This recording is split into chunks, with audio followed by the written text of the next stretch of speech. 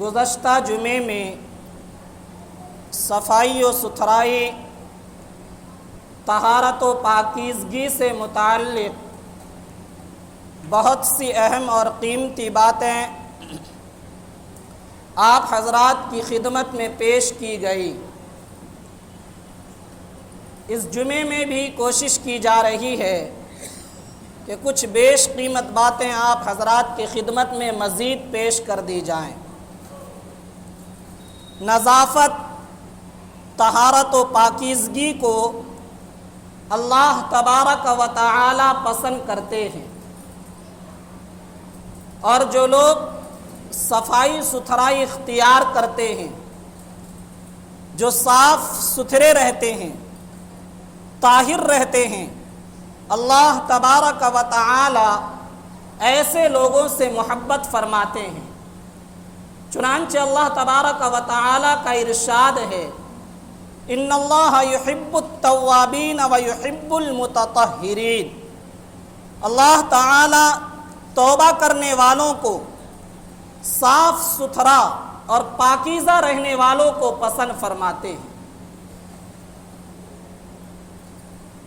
بس اتنا ہی نہیں کہ اللہ تعالی صفائی ستھرائی اختیار کرنے والوں کو پسند کرتے ہیں، اگر ہم غور کریں تو انسانوں کی طبیعت، انسانوں کا مزاج بھی ایسا بنایا گیا کہ انسان بھی صفائی اور ستھرائی کو پسند کرتا ہے، طہارت و پاکیزگی کو پسند کرتا ہے۔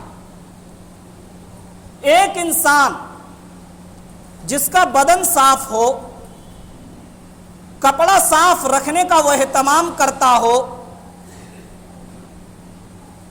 خوشبو لگانے کا اہتمام کرتا ہو، ایسے انسان سے دوسرے انسان کو محبت ہو جاتی ہے۔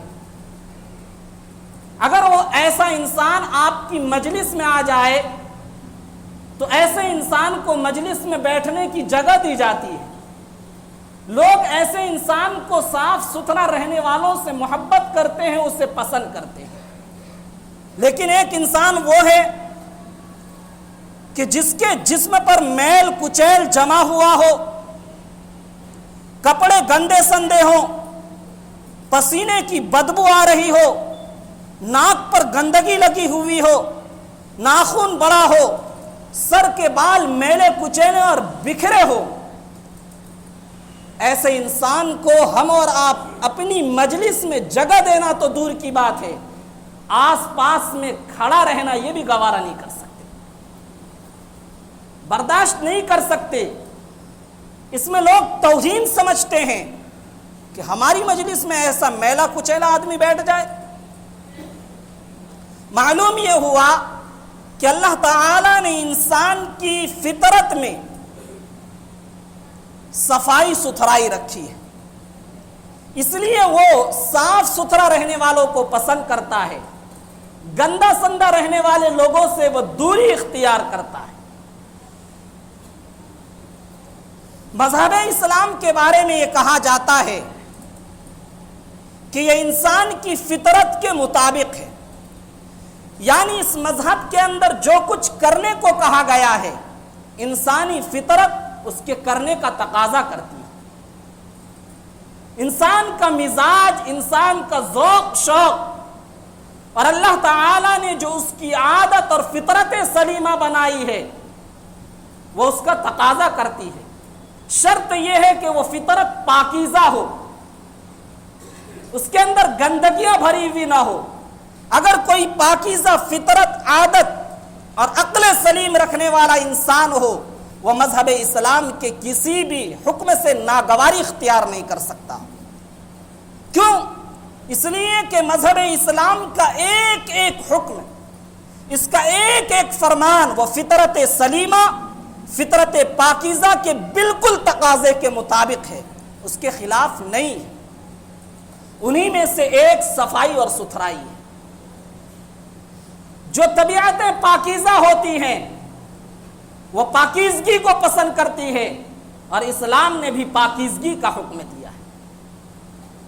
ہم نے آپ کو بتایا تھا ایک ظاہر کی صفائی اور ستھرائی ہے، ایک باطن کی صفائی اور ستھرائی ہے۔ اسلام میں دونوں کو پسند کیا گیا، دونوں کا حکم دیا گیا، لیکن ظاہر سے زیادہ باطن یعنی دل کو صاف ستھرا کیا جائے، اس کا تزکیہ کیا جائے، اس کی تطہیر کی جائے، اس کو مجلہ اور مصفہ کیا جائے، اس پر اسلام میں زیادہ زور دیا گیا ہے۔ کیوں؟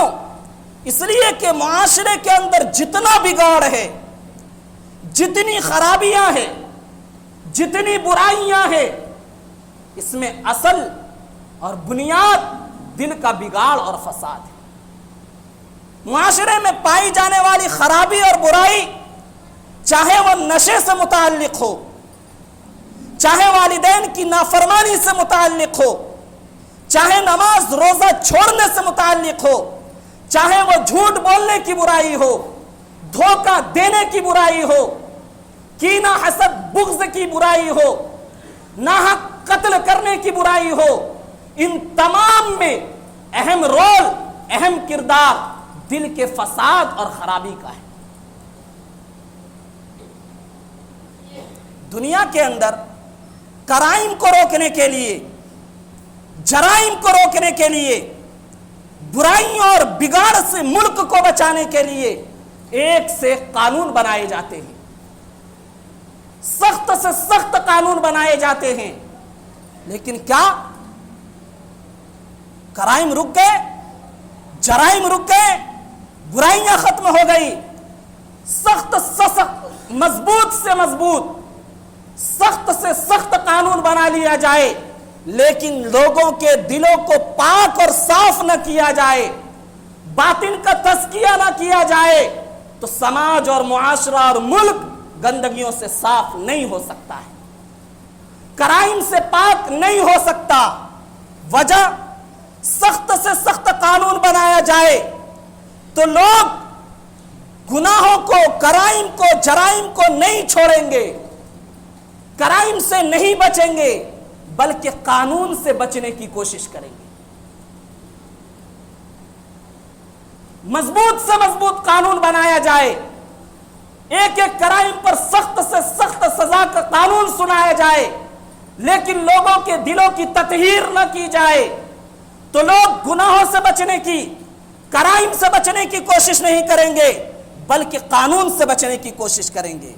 میں یہ کہنا چاہتا ہوں کہ لوگ گناہوں کو اور کرائم کو نہیں چھوڑیں گے، بلکہ قانون کی نگاہ، قانون کی نظر جس جگہ پڑ رہی ہوگی، وہ گندی فطرت رکھنے والا انسان جس کے دل کے اندر خرابی ہے، ایسی جگہ وہ کرائم کو انجام نہیں دے گا۔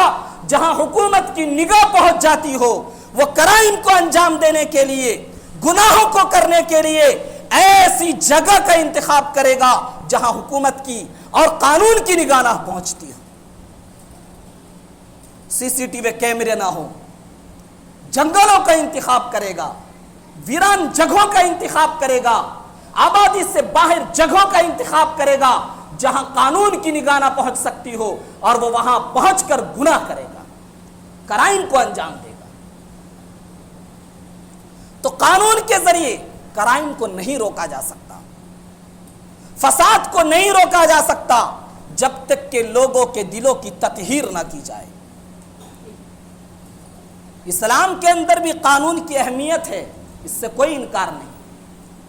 کرائم پر ایک سے ایک قانون اسلام کے اندر بنائے گئے کرائم کو روکنے کے لیے، لیکن ان ظاہری قانون کو صرف ان لوگوں کے لیے بنایا گیا جن کے دلوں کے اندر فساد تھا، خرابیاں تھی، ورنہ اسلام میں اس سے کہیں زیادہ دل کی صفائی اور ستھرائی پر زور دیا گیا ہے۔ کیوں؟ اس لیے کہ جب ایک انسان کا دل صاف کر دیا جائے گا، اس کا تزکیہ کر دیا جائے گا، تو وہ کرائم سے نفرت کرے گا، وہ کرائم سے بچے گا، اس لیے کہ اس سے نفرت ہے، اسے گناہوں کے کرنے میں دلچسپی نہیں ہے، گناہوں سے اسے گھن آتی ہے۔ وہ وہاں بھی گناہ سے بچے گا جہاں قانون کی نگاہ پڑ رہی ہو، اور وہ وہاں بھی گناہ سے بچے گا جہاں قانون کی نگاہ نہ پڑ رہی ہو۔ اصل چیز ہے کرائم کی، گناہ کی، انسان کے دل میں نفرت پیدا کر دی جائے۔ کیوں؟ اصل میٹر دل کا ہے، دل کا۔ اگر انسان کے دل کا تزکیہ ہو جاتا ہے، صفائی ستھرائی ہو جاتی ہے، تو اعضاء اور جوارح سے ظاہر ہونے والے اعمال بھی اچھے ہوتے ہیں۔ ایک پاک صاف ستھرے دل کے اوپر ایک الارم لگ جاتا ہے،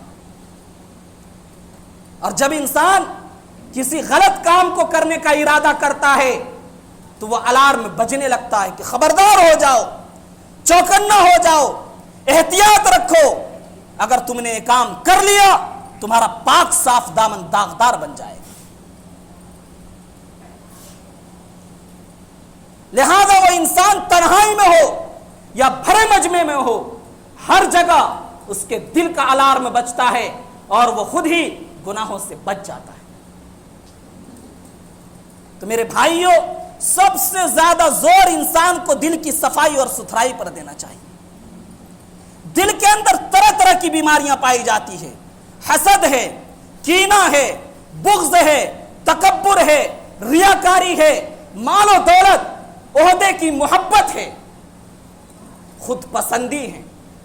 ان تمام خرابیوں میں سب سے خطرناک خود پسندی۔ خود پسندی کا کیا مطلب ہوتا ہے؟ خود پسندی کا مطلب یہ ہوتا ہے کہ انسان جو کچھ کر رہا ہے اپنے کیے ہوئے سب کچھ کو اچھا سمجھے۔ رائے تو وہ اپنی رائے کو پسند کرے، یہ سب سے اچھا ہے۔ جو کام وہ کر رہا ہے اسے وہ پسند کرے کہ یہ سب سے اچھا ہے۔ جو کچھ بھی وہ کر رہا ہے اپنے کیے ساری چیزوں کو وہ اچھا سمجھنے لگے، اور اس میں وہ بڑائی کا پہلو تلاش کرے۔ پھر کیا ہوتا ہے؟ جس انسان کے اندر اپنی ہر چیز کو اچھا سمجھنے کا مرض اور بیماری پیدا ہو جاتی ہے، دھیرے دھیرے اس کے اندر ایک دوسری بیماری پیدا ہوتی ہے جس کا نام ہے تکبر، یعنی بڑائی۔ کیوں؟ ایک انسان جب اپنی ساری چیز کو اچھا سمجھے گا، جو وہ کر رہا ہے اپنے کیے اعمال کو وہ اچھا سمجھتا، اپنی سوچ کو وہ اچھا سمجھتا، اپنی فکر کو وہ اچھا سمجھتا، اور اپنے رہن سہن کو وہ اچھا سمجھتا، ساری چیزوں کو وہ اچھا سمجھتا ہے، تو دھیرے دھیرے وہ اس میں بڑائی کی پہلو تلاش کرنے لگتا ہے۔ کوئی بھی کام وہ کرتا ہے تو وہ یہ سوچتا ہے اس کام پر میری تعریف ہونی چاہیے، اس کام کی وجہ سے میری بڑائی ہونی چاہیے۔ دین کا کوئی بھی کام، دنیا کا کوئی بھی کام اس سے اگر ہو جائے، حالانکہ دوسرے لوگوں کی نگاہ میں کام چھوٹا ہے، ایسا معمولی کام کوئی بھی کر سکتا ہے، لیکن ایک خود پسند انسان، اس بیماری میں مبتلا انسان وہ سوچتا ہے کہ میری اس کام پر زیادہ سے زیادہ بڑائی ہو۔ اگر لوگ اس کی بڑائی نہیں کرتے تو وہ اپنی فخر اپنی زبان سے بیان کرتا ہے، میں نے یہ کر دیا، میں نے وہ کر دیا، میں نے ایسا کر دیا، فلاں کا کام پھنسا ہوا تھا وہ میں نے کروا دیا، میں اپنے علاوہ اس کو کچھ نظر نہیں آتا۔ اسی کا نام تکبر ہے کہ میں کی بیماری انسان کے اندر پیدا ہو جائے، بس اپنی بڑائی۔ پھر اچھا خاصا یہ دو بیماری، خود پسندی اور تکبر، یاد رکھیے گا، یہ میں نہیں کہہ رہا ہوں، قرآن نے کہا ہے، اتنی خطرناک بیماری ہے۔ اختلاف رائے کوئی غلط چیز نہیں ہے، لیکن کوئی انسان متکبر ہو، تکبر اختیار کر لے، ہر جگہ اپنی بات منوانے کی کوشش کرے، اچھا خاصا متحد معاشرہ بگڑ جاتا ہے۔ گھروں کے اندر توڑ، باپ بیٹوں کے اندر توڑ، بھائی بھائی کے اندر توڑ، میاں بیوی کے اندر توڑ، اس کا اصل سبب اور بنیادی وجہ یہی تکبر اور خود پسندی۔ بسا بسایا گھر برباد ہو جاتا ہے۔ وجہ یہ ہوتی ہے کہ ایک انسان ایک چیز کو پسند کرتا ہے، اسی گھر میں رہنے والا دوسرا انسان دوسری چیز کو پسند کرتا ہے، اس کی دوسری رائے ہے، آپ کی دوسری رائے ہے، لیکن خود پسند انسان اپنی رائے کو پسند کرتا ہے۔ دھیرے دھیرے تکبر کی بیماری پیدا ہوئی تو اب وہ یہ سمجھتا ہے میری رائے چھوڑ کر اس کی رائے پر اگر عمل ہو گیا تو اس میں تو میری توہین ہے، میری بڑکپن، میری بڑائی یہ سب خاک میں مل جائے گی۔ لہذا وہ اپنی رائے کو منوانے کے لیے اپنے بھائیوں کو چھوڑ دیتا ہے، اپنی بیوی کو چھوڑ دیتا ہے، لڑائیاں ہوتی ہے، پھر ایک متحد اور بسا بسایا گھر اجڑ جاتا، برباد ہو جاتا۔ اتنی خطرناک بیماری۔ اور جب تکبر پیدا ہو گیا، اب اسی تکبر سے حسد کی بیماری پیدا ہوتی ہے۔ میں بڑا، وہ سوچتا ہے میں بڑا، اب کل تک لوگ مجھے بڑا مان رہے تھے، میری ہر رائے مانی جاتی تھی، ہر کام میری رائے کے مطابق کیا جاتا تھا، اب دھیرے دھیرے وہ ترقی کرنے لگا، اس کی بھی مانے جانے لگی محلے کے اندر، تو اسے دیکھ کر جلن پیدا ہوتی، حسد پیدا ہونے لگ جاتی۔ اچھا میرے پاور کو اختیار کر رہا ہے، میری رائے کو اختیار کر رہا ہے، نتیجہ حسد ایک خطرناک بیماری۔ جب حسد پیدا ہو گئی، اب اس حسد کے نتیجے میں کئی ساری بیماریاں پیدا ہوتی ہے۔ وہ انسان اب اس کو پیچھا کرنے کے لیے، سماج کے لوگوں کی نظر سے اس کو گرانے کے لیے جگہ جگہ اس کی برائی کرتا ہے، غیبت کرتا ہے، چغلی کرتا ہے۔ اس سے بھی اگر کام نہیں چلتا، اگلا قدم بڑھاتا ہے، غلط غلط تہمتیں لگاتا ہے۔ کیوں؟ اس لیے کہ لوگوں کی نظر میں جو اس کی ویلو بڑھ رہی ہے، اس کی حیثیت بڑھ رہی ہے، اسے کسی طرح نیچا کر دیا جائے۔ ایک خود پسندی سے تکبر کی بیماری، حسد کی بیماری، کینے کی بیماری اور چغلی کی بیماری، غیبت کی بیماری، سینکڑوں بیماریاں پیدا ہو جاتی ہے۔ نتیجہ یہ ہوتا ہے معاشرہ تباہ و برباد ہو جاتا ہے۔ میرے بھائیوں، سب سے زیادہ زور دینے کی ضرورت دل کو بنانے پر ہے۔ صحابہ کرام کے دل کو اللہ کے نبی نے بنایا، تطہیر کی، تزکیہ کیا۔ آپ جانتے ہیں جس سماج اور جس معاشرے کے اندر حضرات صحابہ اسلام قبول کرنے سے پہلے رہتے تھے، اس سماج کے اندر ڈاکہ زنی بھی تھی، چوری بھی تھی، شراب نوشی بھی تھی، زناکاری اور بدکاری تھی، عیاشی تھی، یہ تمام طرح کی برائیاں تھی۔ اور یہی نہیں کہ یہ برائی پائی جاتی تھی، بلکہ اس زمانے میں لوگ برائی کر کے برائی پر فخر کرتے تھے کہ میں نے اتنی عورتوں کے ساتھ بدکاری کر لی، میں نے اتنی شرابیں پی ہیں۔ شراب کے بارے میں کتابوں میں لکھا ہے کہ شراب اس سماج کے لوگوں کی عادت بن چکی تھی، کھانے کا ایک حصہ بن چکا تھا، مہمان نوازی کا لازمی حصہ بن چکا تھا۔ اگر دسترخوان پر مہمان کو شراب نہ دی جاتی تھی تو یہ دسترخوان کی توہین سمجھی جاتی تھی۔ ایسے لوگوں پر نبی کریم صلی اللہ علیہ وسلم نے قانون بنائے گئے، لیکن قانون پر زیادہ زور نہیں دیا، دلوں کی تطہیر پر زیادہ زور دیا۔ صحابہ کرام کے دل کو صاف کیا گیا، گناہوں کی نفرت پیدا کی گئی۔ جب قرآن کریم میں شراب کی مکمل حرمت آئی، اللہ نے انہی صحابہ کرام سے فرمایا فَهَلْ أَنْتُمْ مُنْتَهُونَ، میرے صحاباؤ کیا تم گناہوں سے باز نہیں آؤ گے؟ کیا تم شراب کو نہیں چھوڑو گے؟ حضرت عمر فاروق رضی اللہ تعالیٰ عنہ کھڑے ہوتے ہیں اور کہتے ہیں انتہینا، اللہ ہم باز آ گئے، اللہ ہم باز آ گئے، آج کے بعد شراب کا ایک قطرہ ہم اپنے حلق سے نیچے نہیں اتاریں گے۔ حضرت انس ابن مالک رضی اللہ تعالیٰ عنہ فرماتے ہیں میں حضرت ابو طلحہ رضی اللہ تعالیٰ عنہ کے گھر پر تھا، شراب کی مجلس لگی ہوئی تھی اور مجھے شراب پلانے کی ڈیوٹی دی گئی۔ میں صحابہ کرام کو شراب پلا رہا تھا، اچانک گلی سے ایک پکارنے والے کی آواز آئی۔ مجھے کہا گیا گھر سے باہر نکل کر دیکھو یہ آواز کیسی ہے۔ میں باہر نکلا تو دیکھا یہ اعلان ہو رہا ہے کہ شراب کی مکمل حرمت نازل ہو چکی ہے، لہذا آج سے شراب کا ایک قطرہ پینا بھی حرام ہے۔ میں یہ اعلان سن کر گھر کے اندر واپس آیا، میں نے آ کر لوگوں کو بتایا کہ شراب کی مکمل حرمت کا اعلان ہو رہا ہے۔ کسی کے ہاتھ میں شراب کا پیالہ تھا جو ہونٹوں سے لگا ہوا تھا، کسی کے ہاتھ میں شراب کا پیالہ تھا جو ہونٹوں کے قریب تھا، کسی کا پیالہ اس کے سامنے رکھا ہوا تھا. جب میں نے یہ کہا کہ شراب کی مکمل حرمت نازل ہو چکی ہے، جو جس حالت میں تھے سب اسی حالت میں رک گئے. حضرت ابو طلحہ نے فرمایا کہ خبردار، ایک قطرہ شراب بھی اب حلق کے نیچے نہ اتر جائے. پھر ہم سارے لوگ اپنا اپنا پیالہ اور برتنوں کو لے کر گھر سے باہر نکلے اور ساری شراب ہم نے مدینے کی گلی کے اندر بہا دی. برتن توڑ دیے گئے. ایک اور صحابی رسول ہیں حضرت کیسان رضی اللہ تعالیٰ عنہ، شراب کی ان کی بڑی تجارت تھی. جس سال شراب کی حرمت ہوئی، اپنا سارا پونجی اور سرمایہ لگا کر وہ شراب خرید کر لائے ملک شام سے. جب نبی کے شہر پہنچے، پتا چلا کہ شراب کی حرمت ہو چکی ہے.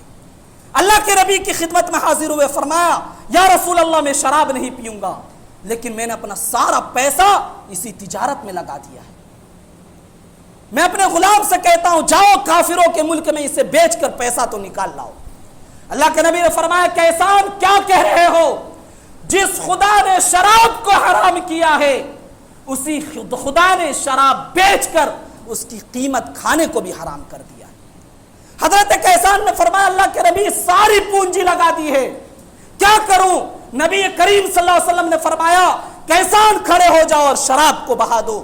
اپنی ساری پونجی سے خریدی ہوئی شراب حضرت کیسان رضی اللہ تعالی عنہ نے اپنے ہاتھوں سے مدینے کے گلی کے اندر بہا دی. کیوں؟